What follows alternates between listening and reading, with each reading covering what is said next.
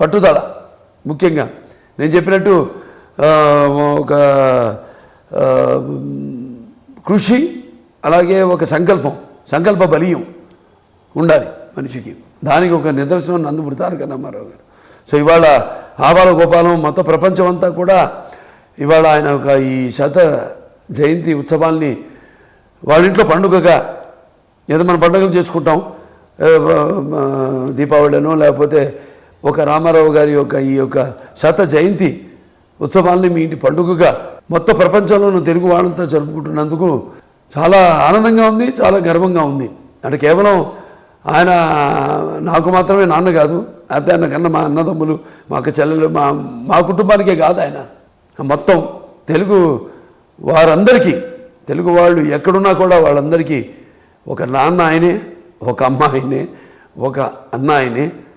So ఇలా శాశ్వతంగా ఆయన చేసిన కార్యక్రమాలు అన్నీ ఇక కథలుగా ఇక ముందు తెలుగు జాతి ఉన్నంత వరకు నేను అన్నట్టు చెప్పుకుంటూనే ఉంటారు. అంటే వింటే రామాయణమే వినాలి అన్నట్టుగా, అలాగే తింటే బూర్లే తినాలి అన్నట్టుగా ఇక ఈ రామారావు గారి ఈ యొక్క ప్రస్థానం అటు సినిమా చలనచిత్ర రంగంలో అయితేనేమి, ఇటు రాజకీయ రంగంలో అయితేనేమి ఆయన చాలామంది అడిగితే ఆయన్ని సోషలిస్ట్ కమ్యూనిస్ట్ అంటే ఆయన ఒకటే అనేవారు, నేను హ్యూమనిస్టు అంతే.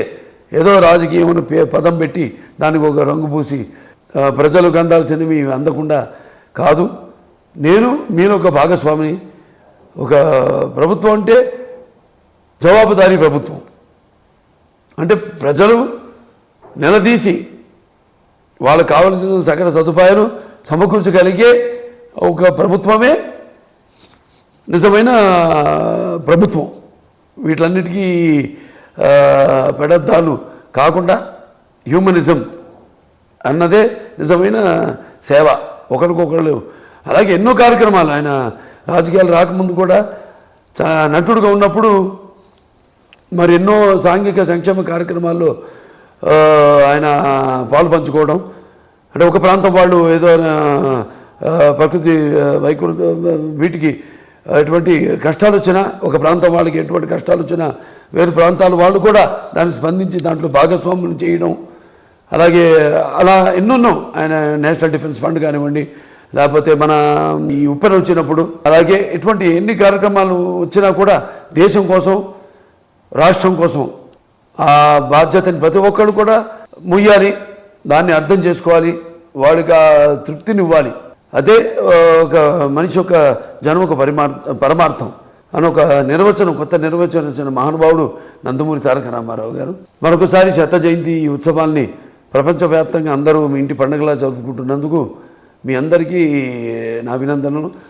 ఒక కుటుంబ సభ్యుడిగా నా ధన్యవాదాలు తెలియజేసుకుంటున్నాను.